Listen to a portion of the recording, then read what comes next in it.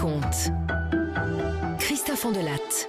Je vais vous raconter l'histoire d'un tueur complètement à part dans l'histoire du crime. Jean-Baptiste Hennequin. En 1997, à Saint-Quentin dans l'Aisne, en Picardie, il a tué 3 personnes au Grand Hôtel, un 4 étoiles du centre-ville, dont 2 à coups de hache.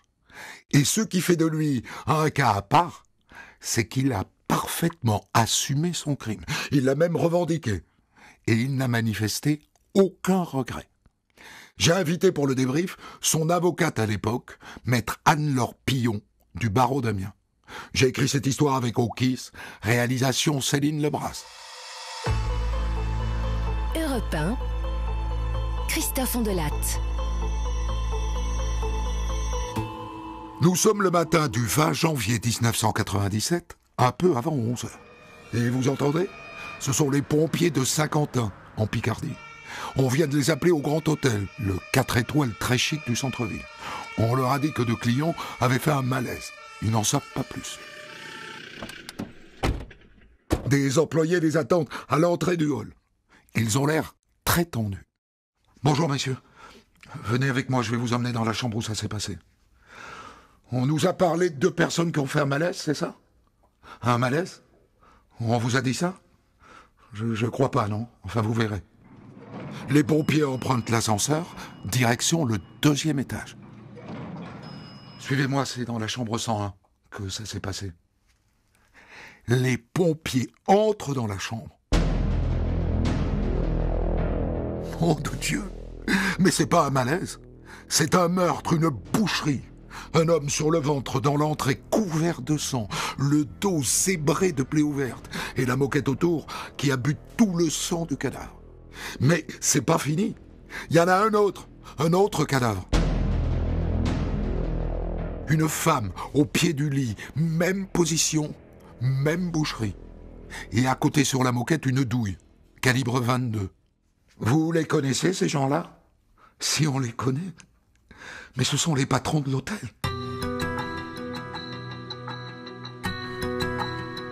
Léo Roupios, 73 ans, propriétaire du Grand Hôtel, et sa compagne Gisèle Kunzler, 69 ans, la gérante. Et alors, ce qui est étonnant, c'est que sur chacun des 2 cadavres, posés sur leur dos, il y a une feuille de papier avec un message manuscrit dessus. Sur le cadavre de Gisèle Kunzler, il est écrit « Pour 5 ans d'humiliation, de diffamation, de chantage et de fausses accusations, de perpétuels acharnements à semer la discorde parmi les personnels, que cela te serve à toi et à tes semblables. » Et sur la lettre posée sur le dos de Léo Roupios, « Pour ton indifférence, ta prétention, ton refus de dialogue, pour tes affaires douteuses et leurs victimes, que cela serve aussi à tes semblables. » C'est dingue. Chacun des 2 meurtres est en quelque sorte justifié, revendiqué. C'est un règlement de compte. Ça paraît clair. Les policiers d'Amiens viennent d'arriver, ça tombe bien, parce que les pompiers, qui se demandent encore pourquoi on les a fait venir, viennent d'être appelés sur un incendie dans le centre-ville, à 800 mètres de là. Et nous, et ça va vous paraître surprenant, on va laisser quelques instants les 2 cadavres du Grand Hôtel et on va les suivre, les pompiers, vers cet incendie. Patience, vous allez vite comprendre pourquoi. Vous vous rendez au numéro 33 de la rue de l'Est, au 2e étage, reçu ? Reçu, on y est dans 2 minutes. Quand ils arrivent sur place, les pompiers grimpent à toute berzingue jusqu'au 2e étage. C'est ici, regarde. La fumée sous la porte, là. Ils enfoncent la porte. C'est un studio d'environ 15 mètres carrés, totalement envahi par la fumée. Je pense que le feu s'est éteint de lui-même. Faute d'oxygène. Ouvre la fenêtre.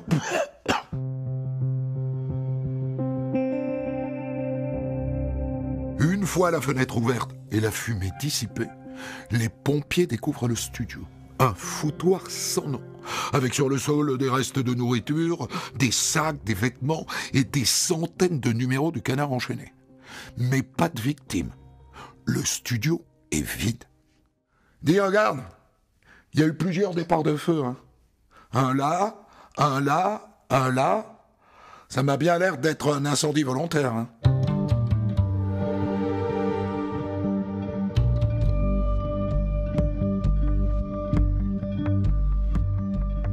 Alors, vous vous demandez pourquoi je vous ai emmené dans ce studio putride, hein? Vous avez envie de revenir au Grand Hôtel, et vite. Ça vous intrigue, ces petits mots sur le dos des 2 cadavres. Je vous comprends. Mais je vous promets qu'en me suivant dans ce studio crado, vous n'avez pas perdu votre temps. Et l'enquête, non plus. Dis, tu peux faire le tour des voisins, là, pour savoir qui habite ici? Un pompier va se rencarder, et il revient avec du lourd. Bon, le locataire s'appelle Jean-Baptiste Hennequin, il aurait 61 ans. Et alors, tiens-toi bien, il est veilleur de nuit au Grand Hôtel de Saint-Quentin, le gars. Veilleur de nuit au Grand Hôtel? Oh merde, il faut que je prévienne les flics, là. Enfin, c'est fou, quoi. 2 interventions dans la matinée, elles sont toutes les 2 liées. Vous voyez que nous n'avons pas perdu notre temps. Allez, retournons au Grand Hôtel. Parce qu'il y a du nouveau, là-bas. 2 employés ont disparu. C'est-à-dire qu'ils ont pris leur service à 7 heures, et depuis, personne ne les a vus. J'espère qu'il n'aurait pas arrivé la même chose qu'au patron. Vous pouvez me donner le nom de ces 2 employés? Oui, Madame Fabrice, Michel Fabrice, c'est une réceptionniste. Et puis Philippe, c'est un garçon d'étage, un gros, si vous voulez. Oh, j'espère qu'il n'aurait pas arrivé quelque chose à eux aussi. Alors, les policiers se lancent dans une fouille intégrale de l'hôtel, chambre par chambre. Et quand ils arrivent au sous-sol, ils poussent une porte métallique. Et ils tombent sur un jeune garçon dans les 20 ans, livide et tremblant. Vous êtes qui, vous? Je suis Philippe. Je suis groom à l'hôtel. Mais qu'est-ce que vous faites là, enfermé derrière cette porte? Je vais vous expliquer. Ce matin, j'ai pris mon service à 7 heures. Comme d'habitude, j'ai croisé Monsieur Hennequin à la réception. Le veilleur de nuit, c'est ça? Oui, le réceptionniste et veilleur de nuit. On a discuté un peu. Et puis je suis monté au premier pour me changer. Je suis redescendu. Et là, Monsieur Hennequin, il me parle d'une fuite au sous-sol. Il me dit, on va voir ensemble. Donc on descend. Il disait que c'était dans le local des produits d'entretien. Alors moi, je rentre dans le local, je regarde, et vlan, il claque la porte derrière moi. Moi, je trouve ça pas drôle, je lui dis de m'ouvrir. Je lui dis, on a du travail, il y a des clients qui attendent. On va se faire gueuler dessus par la patronne. Et là, il me dit, t'inquiète, les patrons, ils feront plus chier, je les ai flingués. Quoi, je lui fais? Mais la réceptionniste va demander où je suis. Et il me répond, la réceptionniste, je l'ai flinguée aussi. Elle est par là, il me dit, elle est dans la cave à vin. Ok.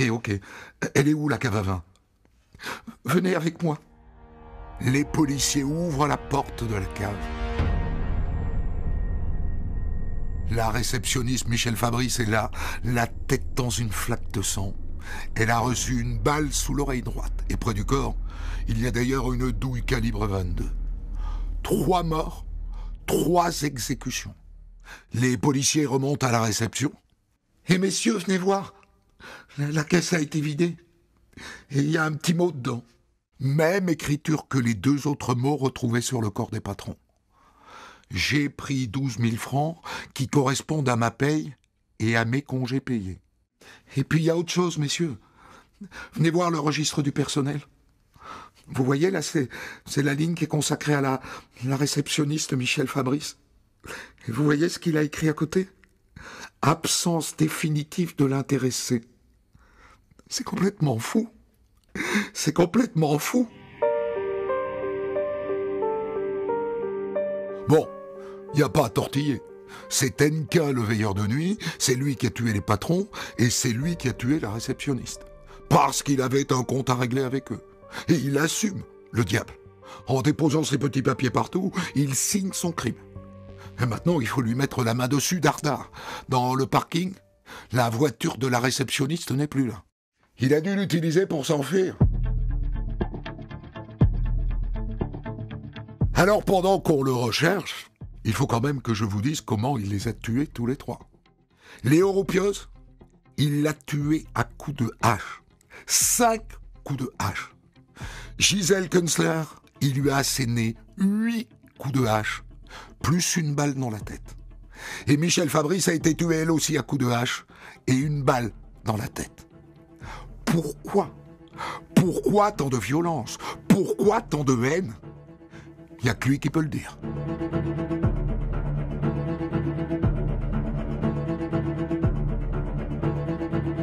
Les policiers vont au 33 rue de l'Est jeter un coup d'œil à son studio.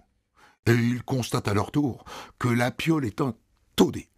Et regarde, j'ai trouvé une photo de lui. C'est la seule photo qu'on trouve de lui. Et on comprendra vite pourquoi. Jean-Baptiste Hennequin n'a pas d'amis. Il n'a pas non plus de famille. Et ça fait belle lurette qu'il n'a trouvé personne pour le prendre en photo. En attendant, cette unique photo est bien utile. Elle permet de lancer un avis de recherche dans toute l'Europe. On cherche Jean-Baptiste Hennequin, né le 16 juin 1935 à Fresnoy-le-Grand, type européen, taille 1,80 m, corpulence moyenne, âge 61 ans, cheveux raides, courts et grisonnants, yeux marrons, maîtrise plusieurs langues, anglais, espagnol, japonais, polonais et hébreu. S'intéresse à la botanique et à la mycologie.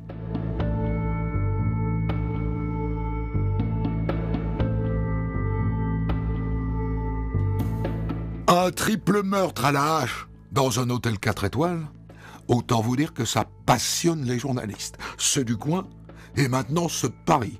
Ils sont des dizaines à grenouiller en ville. Une information vient d'être ouverte pour assassinat et séquestration, et un juge d'instruction vient d'être nommé. Mais où est-il ? Où est-il ? Des barrages routiers sont dressés. On met des policiers dans les gares, on surveille les hôtels de la région. Il a volé du cash dans la caisse. Il a les moyens de se payer un hôtel. Mais tout ça ne donne rien. Alors les policiers se rencartent sur le bonhomme. D'abord à l'hôtel. Oh, mais je vais pas pouvoir vous dire grand-chose sur lui. Il racontait jamais rien. Vous lui connaissiez des amis ? Non. Non, je crois qu'il n'avait pas d'amis. De la famille, alors ? Je sais qu'il a été marié, qu'il a des enfants. 3, je crois. Moi, je pense qu'il les a pas vus depuis des années. Au moins 20 ans. Désolé de ne pas pouvoir vous en dire plus, mais je me rends compte qu'on le connaît pas, ce type. Et donc les policiers vont interroger ses voisins de la rue de l'Est. Et ils s'aperçoivent qu'Hennequin était en conflit avec tout le quartier. Bon, je peux vous dire qu'on a rencontré des tas de gens qui l'aiment pas. Ils m'ont tous à peu près raconté la même chose. Comme il travaillait la nuit, forcément il dormait le jour. Et du coup, d'après ce qu'ils disent, il gueulait contre tout ce qui l'empêchait de dormir. Il y en a un qui m'a raconté qu'il nourrissait les pigeons, et l'autre gueulait parce que les pigeons roucoulaient dans la cour. Et puis j'ai vu aussi un psychiatre qui a son cabinet juste à côté. Il m'a dit qu'Hennequin gueulait contre les enfants qui pleuraient dans son cabinet. C'est vous dire si le gars est irascible. Et alors le pire, c'est les chiens. Donc d'après ce qu'on me raconte, il supporte pas les clébards. On m'a raconté qu'il avait giflé une femme qui avait un chien, et alors qu'il a harcelé un propriétaire de chien en l'appelant au téléphone toutes les nuits pendant des mois. Bref, vu comment les gens l'aiment pas dans son quartier, à mon avis, il est pas prêt d'y revenir. D'après les premiers retours, il n'y a pas que les chiens qui ne supportent pas. Il y a quelques années, il a travaillé dans un autre hôtel de Saint-Quentin. Moi, je l'ai employé comme réceptionniste. Il était épouvantable, épouvantable. Il supportait pas qu'on lui donne un ordre, il supportait pas qu'on lui fasse une remarque, il avait toujours raison. J'ai dû m'en débarrasser, quoi. Et alors, il nous a collé au prud'homme. Bon, il a perdu, Mais attention, ne prenez pas Jean-Baptiste Hennequin pour un imbécile. Tout le monde raconte qu'il est très érudit, très cultivé. Je crois qu'il a travaillé pendant quelques années pour un lord, je crois, en Angleterre. Du coup, il parle vachement bien anglais, quoi. Je crois même qu'il donnait des cours d'anglais. Et puis, je l'ai entendu plusieurs fois à la réception. Il parlait très bien espagnol aussi, très bien japonais, et même hébreu. Alors qu'il n'était pas juif, je crois pas. Il aime aussi la botanique, d'après ce qu'on dit. Les fleurs, les arbres et les feuilles. Il passait sa vie dans un grand parc à l'entrée de Saint-Quentin. Bon, faut mettre le parc sous surveillance, hein, au cas où. Les policiers mettent le parc sous surveillance. L'assassin à la hache reste introuvable. Alors, il reste à comprendre pourquoi il a réservé un sort aussi radical au patron du Grand Hôtel, à sa compagne et à la réceptionniste. Et les réponses, forcément, on les trouve à l'hôtel. Monsieur Roupios, le propriétaire, j'avoue que je comprends pas. Hein. Il n'y avait pas de conflit avec lui. De toute façon, monsieur Roupios, il était quasiment jamais là. Par contre, madame Künzler, oui. Ah oui, avec madame Künzler, il se prenait la tête tous les jours. Et d'ailleurs, monsieur Roupios avait fini par lui envoyer un avertissement.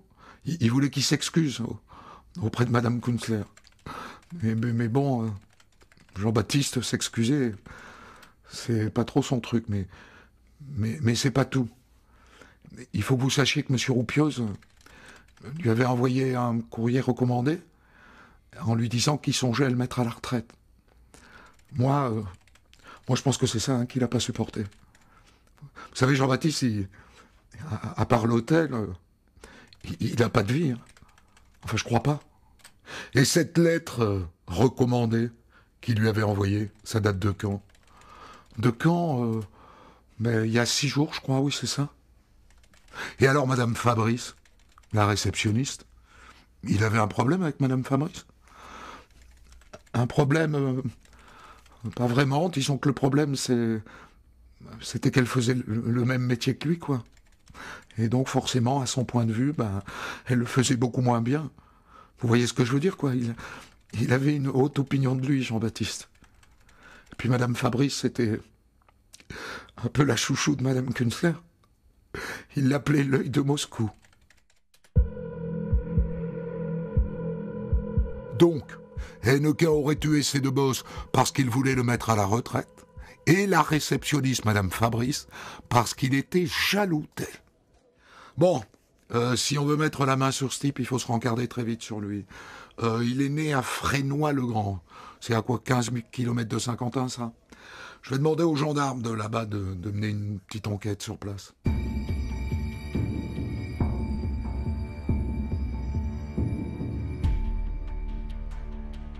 Bon, voilà tout ce que j'ai pu apprendre sur votre gars, là, Jean-Baptiste Hennequin. Alors vous allez voir, c'est gratiné. Hein. Alors d'abord, son père. On nous a décrit un colosse, un type 1m90 avec une grande barbe et une cape. Un type qui passait la majorité de son temps au bistrot. Qui était fâché avec tout le monde. Le maire et même l'instituteur. On nous a raconté qu'il allait chanter l'international sous ses fenêtres. Vous voyez, le bonhomme, quoi. Et vous savez quel surnom il lui avait donné dans le village? Non, mais allez-y. Landru. Il l'appelait Landru. Landru? Mais pourquoi donc? Eh bien parce que figurez-vous que sa femme a disparu du jour au lendemain, juste après la naissance de leur fils Jean-Baptiste. C'était en 1936. Et donc les gens ont toujours pensé que c'était lui qui l'avait tué. Voilà pourquoi donc il l'appelait Landru, sans que d'ailleurs il ait jamais été prouvé qu'il avait vraiment tué sa femme. Donc Jean-Baptiste Hennequin a grandi sans maman, hein? Le père, il est toujours vivant? Non.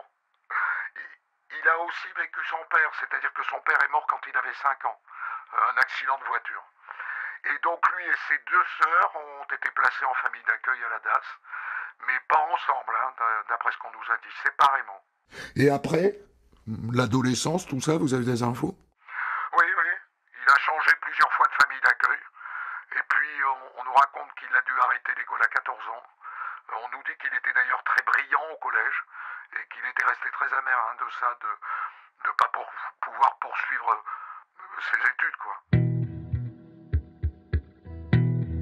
Ah oui, on a donc un atavisme très lourd, un père irascible, violent, possiblement meurtrier de sa femme. Les chats ne font pas des chiens. Et puis on a aussi un gros trauma. La disparition de sa mère, la mort de son père, les familles d'accueil qui s'enchaînent à la DAS, l'obligation d'arrêter l'école alors qu'il avait envie de faire des études. le jeune Jean-Baptiste Hennequin s'est lancé dans la vie avec un gros sac à dos sur les épaules. Mais c'est pas tout, hein. Donc après il s'est marié, il a eu 3 enfants, et puis il a divorcé. Et là il est entré en conflit avec sa femme au sujet d'une voiture qui se disputait. Et il l'a étranglée. Je suppose que vous saviez ça par le fichier, non? Ouais, on est au parfum. Sa femme a survécu, hein, c'est ça? Oui, voilà. Et donc pour ça, il a été condamné à 3 ans de prison. Et depuis, il n'a jamais revu ni sa femme ni ses enfants. Et puisqu'on en est à fouiller dans le fichier à la page Hennequin, il a une autre affaire sur le dos. En 1985, il se promène au bois de Boulogne, à Paris. Il s'embrouille avec un travesti, il sort un pistolet et bam, il lui tire dans la tête. Le travesti perdra un œil. Et pour ça, il a pris 3 ans de prison, dont 1 an ferme seulement. Et de tout cela, bien sûr, personne n'était au courant au Grand Hôtel.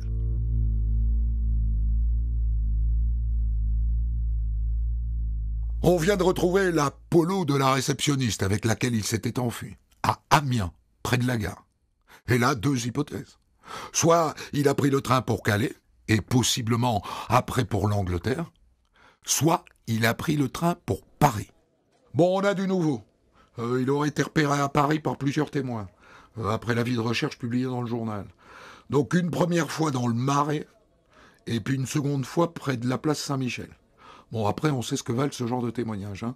Il suffit qu'on cherche quelqu'un pour que les gens le voient partout. On connaît la musique. Hein.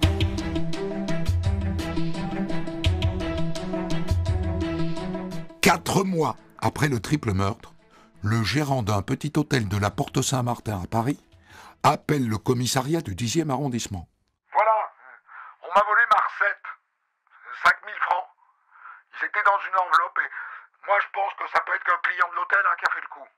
Ok, on vous envoie un équipage, hein.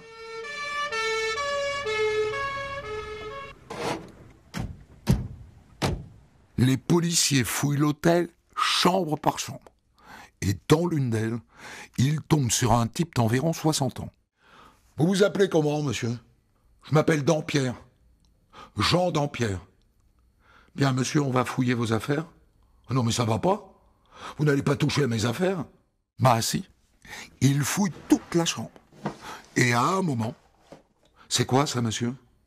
C'est un pistolet mitrailleur M16, ça? Ah ouais, parfaitement. Bah j'ai déjà été agressé. Ah, j'ai le droit de me défendre. Se défendre avec un M16. Mais c'est pas tout. Les flics tombent aussi sur une carte orange du métro parisien. Dites, monsieur, elle n'est pas à votre nom, cette carte? Jean-Baptiste Hennequin. Et voilà comment, 4 mois après le triple meurtre, Hennequin se fait pincer.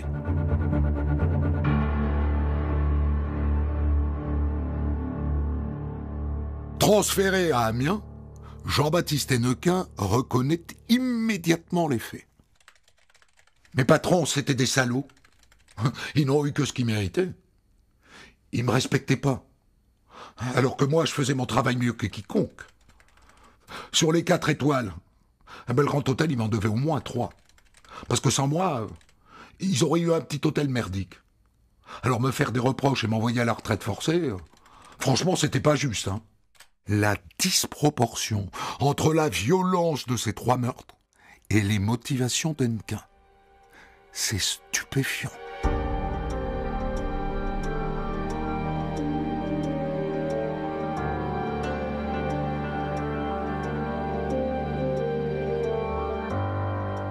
Jean-Baptiste Hennequin est jugé en juin 1999 devant la cour d'assises de l'Aisne.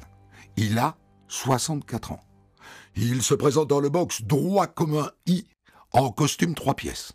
Son regard est glacial. Et on va être clair, hein, il a reconnu les faits, il va prendre perpète.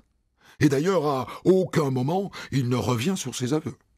Ce qui l'intéresse, lui, c'est de parler encore et encore des humiliations qu'il a subies à l'hôtel.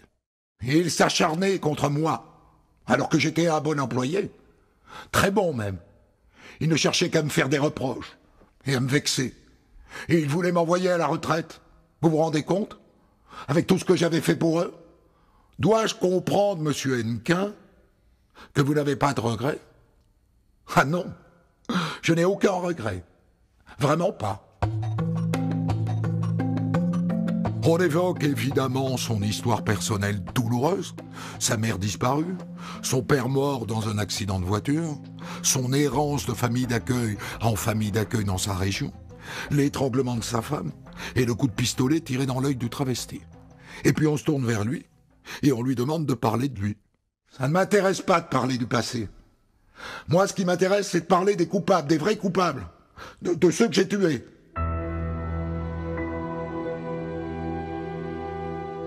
Ce type est un psychopathe de première bourre. Et du coup, on aimerait bien avoir l'avis d'un expert psychiatre. Sauf que lui a refusé de se soumettre à l'expertise. Il a envoyé bouler les psys. Et donc, on ne peut se rabattre que sur une vieille expertise de 1985, au moment où il avait tiré sur le travesti. Alors, je vous donne lecture de l'expertise réalisée à l'époque. L'expert n'avait décelé aucun trouble psychiatrique. Il fait état dans son rapport, je cite, d'une instabilité caractérielle et d'une anxiété permanente à tous les niveaux de sa vie, aussi bien dans le travail que dans sa vie personnelle. Angoisse, dit l'expert, qui affectait son sommeil et expliquait son besoin d'être armé. Et le top de sa froideur, c'est quand il se tourne vers les parents de la réceptionniste, Michel Fabrice. « Moi, je pense que votre fille serait encore vivante si vous l'aviez mieux élevée. » Dans ces conditions, il n'y a plus à tortiller. Jean-Baptiste Hennequin est condamné à la peine maximale, réclusion à perpétuité, avec une peine de sûreté de 22 ans. Il est mort en 2021, en prison, à l'âge de 86 ans. Pour commenter son histoire du jour, Christophe Ondelat reçoit un invité, acteur direct de son récit. Alors, maître Laurent Moreuil du barreau de Paris, vous étiez dans ce dossier avocat de la partie civile et en l'occurrence avocat des sœurs de Gisèle Künzler. Je voudrais que vous me racontiez cet homme que vous avez eu face à vous pendant ce procès. Je ne le connais pas, vous l'avez vu. Comment se tient-il? Comment se comporte-t-il? Quelle impression fait-il? Alors je ne le connaissais pas non plus, jusqu'à en temps 1 la reconstitution qui a eu lieu pendant l'instruction, où j'ai eu l'occasion de le croiser pour la première fois. Donc il s'est prêté à cet exercice avec beaucoup de calme et de sang-froid. Et puis ensuite, j'ai donc vu cet homme à l'audience, un grand gaillard, très en forme, très silencieux pendant une grande partie de l'audience, et absolument glaçant. C'est-à-dire ?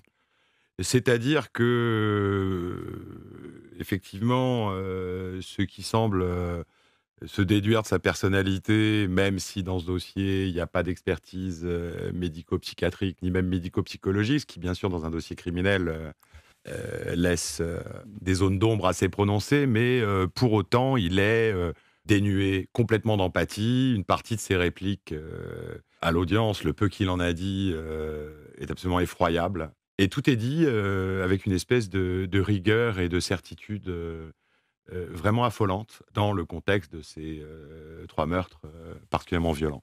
Son obsession, son unique préoccupation, d'après ce que j'ai compris, c'est de parler des soi-disant humiliations qu'il a subies. Tout le reste ne l'intéresse pas. Oui, il est complètement ignifugié contre la souffrance des proches de la partie civile. Il y a dans la salle le mari de Michel Fabrice, la réceptionniste. Il y a ses parents. Il y a ma cliente, la sœur de Madame Künzler. Et en fait, ces gens n'existent pas. Les seules interventions qu'il fait sont des interventions strictement techniques sur des questions du président, avec des sorties vraiment effroyables. Et je pèse mes mots. C'est-à-dire totalement décalé de l'émotion qu'on devrait ressentir en évoquant les faits. Voilà, je crois que des nombreuses expertises dont j'ai pu connaître quand je faisais du droit pénal, effectivement, il est psychopathe. C'est-à-dire qu'il n'a pas d'empathie et il n'interagit pas avec les gens. Et il est sur un registre très droit du travail. D'ailleurs, le dossier le montre. sortie définitive des effectifs, en rayant dans le livre sortie du personnel le nom de ses victimes, et notamment de cette jeune femme, c'est juste du jamais vu. Quand il dit « je n'ai aucun regret », alors moi j'en ai raconté des histoires criminelles, je n'ai jamais vu ça. C'est-à-dire que à aucun moment il pense qu'il n'a fait fausse route. Ah non, non, il est complètement droit dans ses bottes, droit dans sa position et inaccessible à toute éventuelle considération, encore une fois, de ce que les autres ont pu vivre ou penser. Il est sur sa ligne, j'ai été humilié, on ne me reconnaissait pas la qualification qui aurait dû être la mienne, vous vous rappeliez, qui parlait plusieurs langues, etc., puis revendiquait donc d'être non pas veilleur de nuit, mais night auditor, qui parlait anglais. Il y a cette histoire donc du livre entrée-sortie personnelle, les mots qu'il laisse sur les cadavres, et il est tout à fait cohérent sur la ligne. Il prend d'ailleurs dans la caisse son salaire, pas plus, il prend son salaire. Ce qu'on lui doit, son solde de tout compte. Absolument. Et là, le mot est très bien trouvé, solde de tout compte. Ouais. Donc, psychopathe, on est d'accord, ça saute aux yeux, avec une composante narcissique très forte, parce qu'au fond, il n'y a que lui, ses souffrances, ses frustrations qui comptent. C'est ça, ce qu'on sait de lui, parce qu'encore une fois, il n'y a pas d'expertise, mais on en sait un peu, on sait son passé pénal. Ça a été rappelé, un incident dans le métro où il avait pris d'ailleurs, si ma mémoire est bonne, la défense de quelqu'un. C'était pas une agression, c'était la défense de quelqu'un. Il avait sorti un pistolet d'alarme et donc effectivement énucléé, je crois qu'on dit comme ça, donc un travesti. Et puis avant ça, quand même, la tentative d'assassinat de sa femme et son viol, qui lui avait valu une condamnation criminelle, qui fait écho aussi à l'histoire de son père, ce Landru, là, qui lui-même avait probablement, disait le dossier, probablement essayé, tuer sa femme. Tuer sa femme, oui. Parlons de son père. On est tombés d'accord tous les deux, et je suppose que tous les protagonistes du procès étaient d'accord là-dessus, pour dire que c'était un psychopathe, c'est-à-dire au sens le plus littéral des choses, quelqu'un qui n'avait pas d'empathie pour ses victimes, qui ne ressentait nullement leur souffrance, et qui au fond ne voyait dans le meurtre qu'un moyen d'assouvir ses propres frustrations personnelles, avec une composante narcissique probablement extrêmement développée. Mais un psychopathe, ça se fabrique. Et on a là un type dont on comprend assez vite qu'il s'est fabriqué dans l'enfance, dans ce père qui tue sa mère, dans l'absence de sa mère, puis dans l'absence de ce père qui meurt d'un accident de voiture, puis dans l'absence d'amour qu'il reçoit dans les familles d'accueil, parce que comme c'est l'usage à la DAS, on le change régulièrement de famille d'accueil, et sans doute ne s'y comporte-t-il pas très bien, l'obligation d'arrêter d'école qui l'empêche de faire des études. Bref, on a fabriqué ce monstre. Oui, alors effectivement, quand on met tout ça en regard, et la plupart des procès criminels sont, comme vous le savez, consacrés pour partie à la personnalité de l'accusé, qui doit être prise en compte par la cour d'assises pour prendre une décision sur ce qu'il convient de faire. Mais avec une personnalité de ce genre, c'est assez compliqué. En fait, oui, ce que vous dites est vrai, c'est-à-dire qu'il a un roman familial, une trajectoire sociale qui sont donc de celles dont on s'emparerait volontiers en défense. Un père meurtrier, les familles d'accueil, la DAS, et puis une ascension sociale quand même assez remarquable.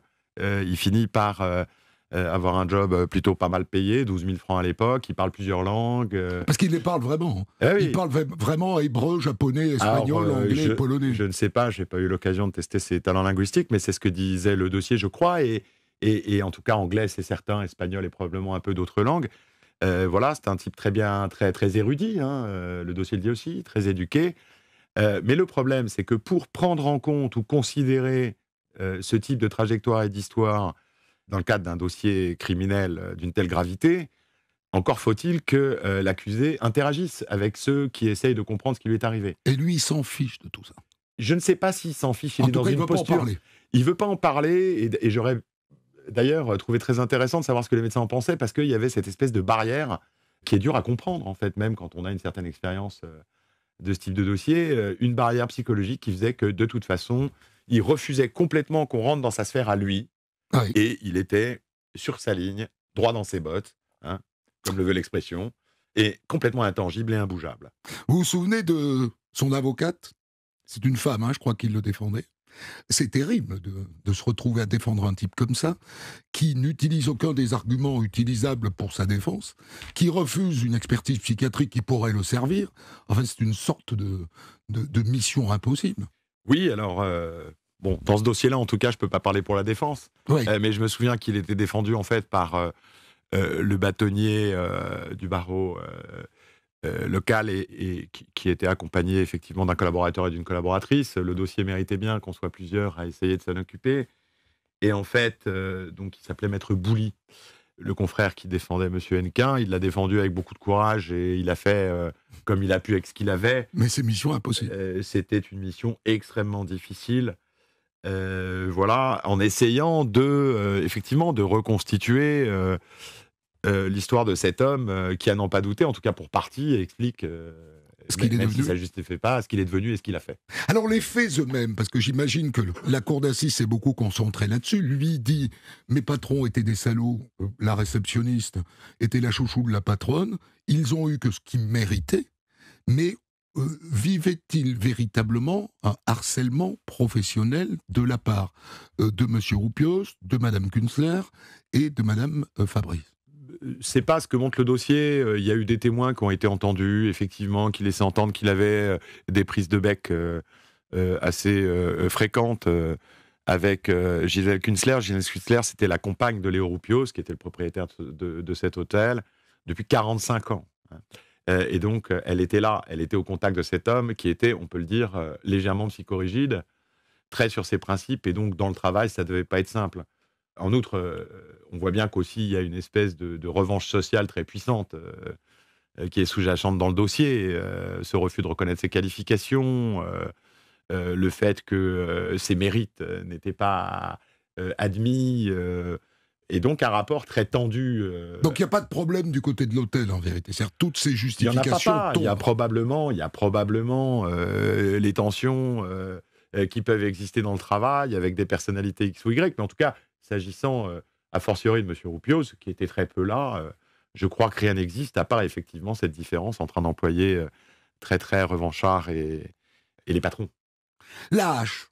Pourquoi la hache? La question lui est posée, il s'explique là-dessus. Eh oui, il s'explique. C'est pour ça que je me souviens bien de ce dossier, je n'ai pas vraiment besoin de notes, hein, puisque le président, au bout de plusieurs heures d'audience, peut-être même après la première journée, j'ai oublié le timing, essaye pour la énième fois de lui poser une question. Il lui demande, Monsieur Hennequin, vous aviez une carabine, 22 long rifle, je crois, pourquoi une hache? Et là, sa réponse, je vous laisse l'apprécier, hein, vous qui avez une grande expérience de ces sujets, c'est « je connais bien les armes, ça s'enraye facilement les 22 long rifles ». Bon. Au cas où donc. On dirait. La hache, c'est au cas où. La hache, c'est au cas où. Alors d'ailleurs, l'autopsie que j'ai relue ne disait pas ça. Elle disait que les coups mortels, notamment sur Madame Künzler, avaient été donnés par la hache. C'est ce que disait le légiste. On s'aperçoit que le bonhomme était une bombe en puissance quand on va donc dans son studio, qui est un studio de vieux garçon, seul. Plus personne ne peut prendre de photos de lui parce qu'il n'a pas d'amis, il n'a pas de proches, il est fâché avec tous ses voisins. Il y a une souffrance sociale et psychologique très puissante et une bombe qui est là et qui, sans doute, dort depuis plusieurs années. Oui, sans doute. Sans doute. Et d'ailleurs, les circonstances dans lesquelles il prend la fuite sont assez symboliques. Il met le feu, en fait. Il fait table rase du passé, de cette histoire, dans l'exemple de ses patrons et de cette malheureuse jeune femme qui bossait à ses côtés. D'ailleurs, il épargne le groom dans l'exemple, hein, qui a 20 ans, qui est jeune aussi, en expliquant qu'il avait de la sympathie pour lui parce qu'il jouait au keno avec lui. Au contraire de cette jeune femme qui était réceptionniste, dont il considérait qu'elle était la complice objective du patronat, puisqu'il l'appelait l'œil de Moscou. Voilà. Donc, on voit bien que... Mais tout ceci était...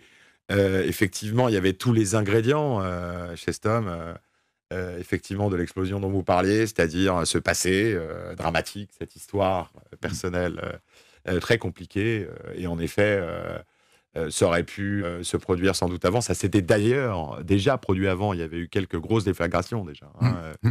Et donc, ça a été une espèce de finale absolument macabre et escabreux. Ce qui est étonnant, parce que s'il était resté pleinement dans sa logique, il se serait porté prisonnier. Il serait même resté à l'hôtel. Il aurait attendu assis sur le lit dans la chambre qu'on vienne l'arrêter.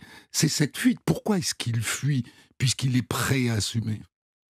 Je ne sais pas. C'est incohérent, on est d'accord. En tout cas, oui, on pourrait penser que c'est incohérent et qu'il était là dans une espèce de croisade légitime. Hein. Ouais. Bon, mais non. Il met son nom partout, puisque les voilà, deux donc papiers... c'est signé très très furax dans l'exemple, mais pour autant, il se met en fuite parce que peut-être, je ne sais pas, qu'il est dans cette idée que ce qui s'est produit est légitime, comme il va le dire à de nombreuses reprises à l'audience.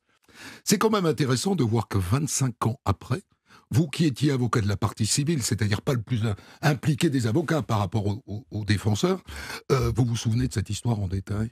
Bah, c'est difficile de ne pas se souvenir d'une histoire pareille. C'était tellement spectaculaire, tellement violent, et l'audience était encore une fois tellement inhabituelle. Il y avait tout un tas de mécanismes à l'audience qui se produisent en principe, qui sont des mécanismes d'échange, même de contestation. Les affaires criminelles sont quand même, dans un certain nombre de cas, le lieu où on va contester les faits, ou les remettre en question, discuter les témoignages, etc. Oui. Rien de tout ça. Oui. Rien. Simplement, ce que j'ai fait était justifié par le comportement de ces gens, et c'est comme ça et pas autrement. Les clientes, vos clientes, et globalement les familles des victimes, comment est-ce qu'elles encaissent tout ça? Vous êtes obligé de les préparer à ça, de les débriefer, parce que, évidemment, vu de leur côté, c'est insupportable. Ce type qui assume tout, qui n'a aucun remords. Ouais, c'est insupportable. Je ne sais pas s'il y a un mot plus fort qu'insupportable. C'est absolument insupportable. Donc comment on fait là? Je veux dire, on prévient les clients en leur disant, je vous préviens, ça va être dur, il fera aucune concession, il va tout assumer, il n'aura pas de regrets. Oui, on peut même, dans certains cas, les inviter à ne pas venir à l'audience si on est absolument convaincu qu'il ne s'y passera rien et que la reconnaissance dont on parle beaucoup désormais, de la parole de la victime, l'importance du procès pour la victime, etc., ne sera de toute façon pas considérée. En fait, ce procès a eu l'effet inverse à celui que parfois on peut attendre d'un procès. C'est-à-dire le fait qu'on puisse savoir pourquoi et à qui on a affaire pour pouvoir faire son deuil de ça.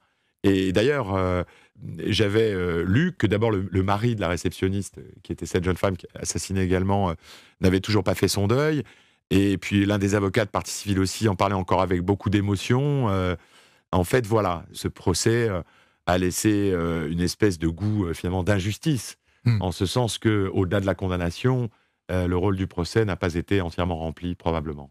J'étais ravi de parler avec vous, maître Laurent Moreuil du barreau de Paris, avocat de la partie civile, dans cette affaire Hennequin. Des centaines d'histoires disponibles sur vos plateformes d'écoute et sur europe1.fr.